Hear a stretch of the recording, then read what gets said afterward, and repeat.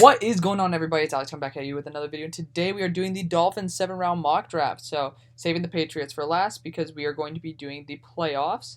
And obviously the Patriots didn't make the playoffs, but I just wanted to make sure every single seed was final just to have a little bit of fun. And I like the Dolphins, so we just want to do this quickly. And so we're going to be flying through this one. Maybe not like Mach 5 speed, but gonna try to keep the videos a little bit shorter. I mean, the audience retention is only like 4 minutes per video anyways, and I'm doing 15-minute videos, so I'm gonna try to keep it a little bit shorter for you guys, keep it nice and sweet. So let's do this. Let's kick it off. Already did all the trades and shit, so it is what it is. We have 2 first-round picks. So the number 9 pick, I'm not 100% sure where that actual pick would have been, but again, only trading the team's actual picks. And at number 9, man, and wouldn't it be a dream if the Dolphins did not draft Tua and they got Justin Fields? That would be quite insane. But looking at the options right here, I mean, right now I'm down to Creed Humphrey, Alex Leatherwood, and Gregory Rousseau. And guys, I mean, I'd take Creed Humphrey maybe every few drafts. If he would be here, but I'd never take Gregory Rousseau, and this guy's a monster. He's going to be a redshirt sophomore, if I'm not mistaken, and he's 6'6", 250 pounds, absolute monster, extremely huge threat out of Miami. Had like 16 sacks last year, insanely great talent, and he's going to be adding, he's going to be staying in Miami, and he's going to be adding to this core, and man, oh man, do we have quite the pickings here. Now, Creed Humphrey's a center. Wyatt Davis is a guard. Leatherwood is both a guard and a tackle. I think right now what we need is a great guard, and I never take Wyatt Davis. I know we need weapons, guys. I know. But I believe in Devontae Parker a lot more than Eric Flowers and a lot more than any other offensive lineman, really, that the Dolphins have.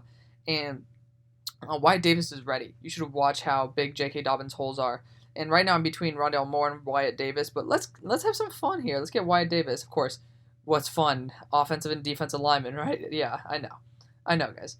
Also, I don't really know why the hell my screen recording is kind of cutting off that side there. Let's pull this over a little bit. And NFL Patriots, I'm going to next time I'm probably going to show you guys just how I set everything up. You know, just start the screen recording earlier and just show you everything. Just, you know, might as well show you what's up. But anything interesting happened? Not really. Trey Smith falling to the second's a little bit irritating, but it's all right. At 41, we can look at some other weapons here. Brevin Jordan's not needed. Gesicki is pretty solid. I don't really think he's that much of an issue. But right now, Walker Little's on the board. I'm not gonna look at Fail LA again. Yes, finally, they're giving Journey Brown the respect he deserves. This dude's always up at like 130. That is complete horse shit. Javon Holland as well. I mean, I think that's still disrespectful, but finally Journey Brown's getting some respect, boys. So right here, I'm so taking Walker Little. That other tackle spot is still questionable, and to be honest, Austin Jackson ain't that great, and he needs time to develop. So Walker Little would be an excellent option.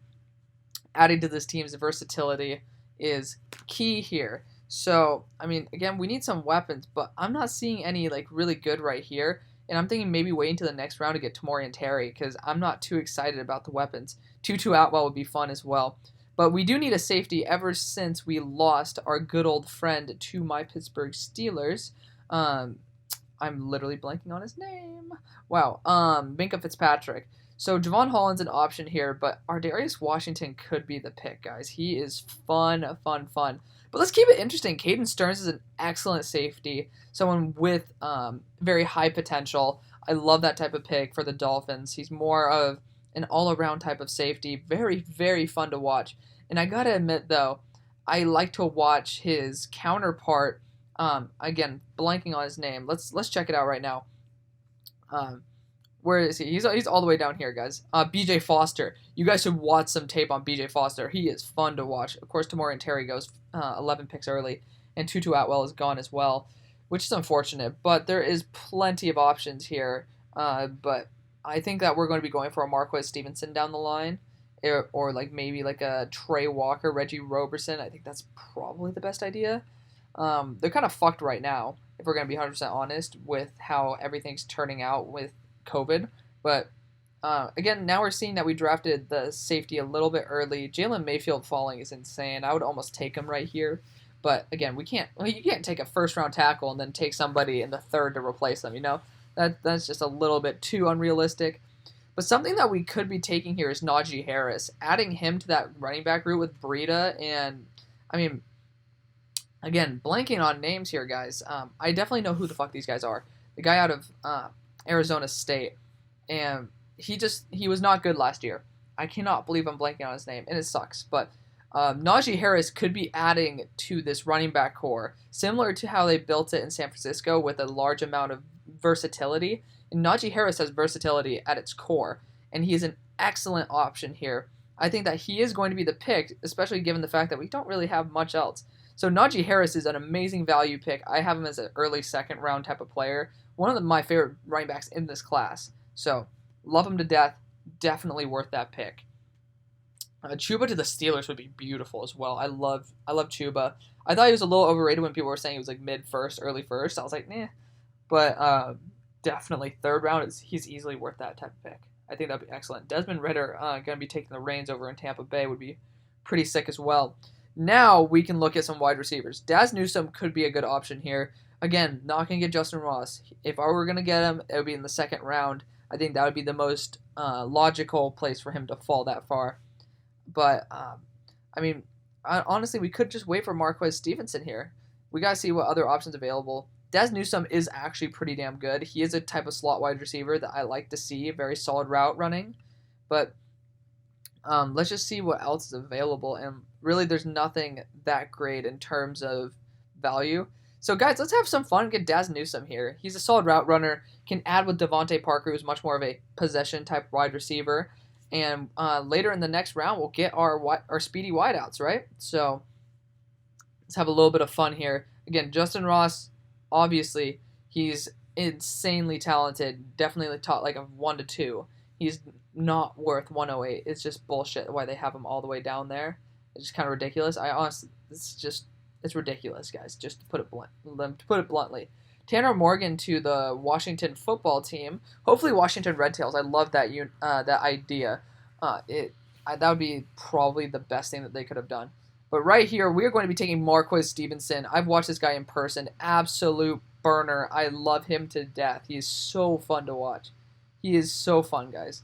And he's worth every single penny. Again, Xavier Thomas, same type of situation where, again, I have him actually going to be going to the Minnesota Vikings. I can see him falling to the second or third just because of the fact that it took like 90-something more snaps and then got 0 more pressures.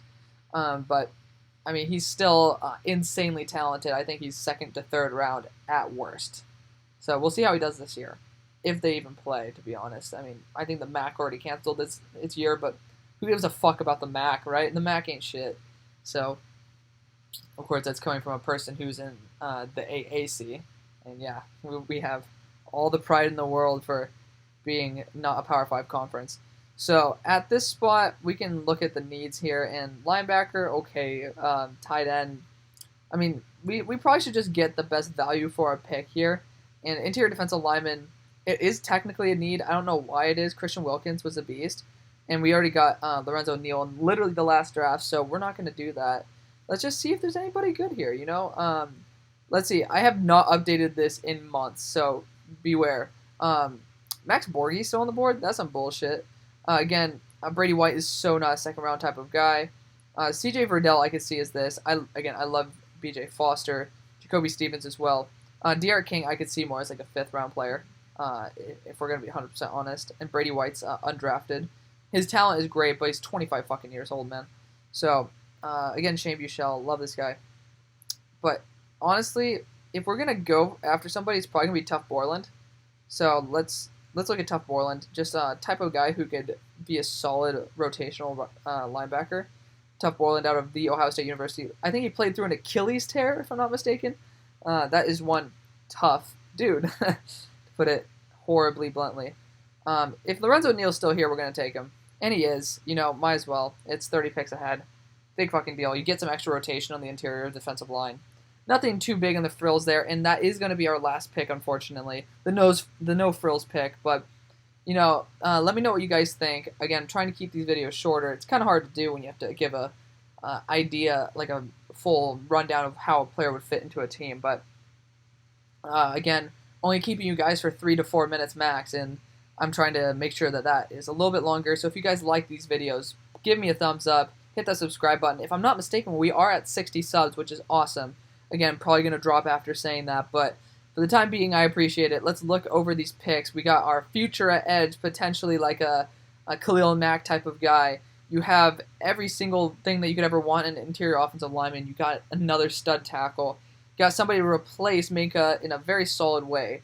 You got insane value at running back. Could be in running back 1. Daz Newsome and Marquez Stevenson possibly making a brand new wide receiver duo. Absolutely love that. Tough Borland, just a rotational linebacker. And then same thing with Neal on the defensive line. So let me know what you guys think. Thank you guys so much for watching. And as you guys can see, movie recording. I'll see you on the far side. Peace.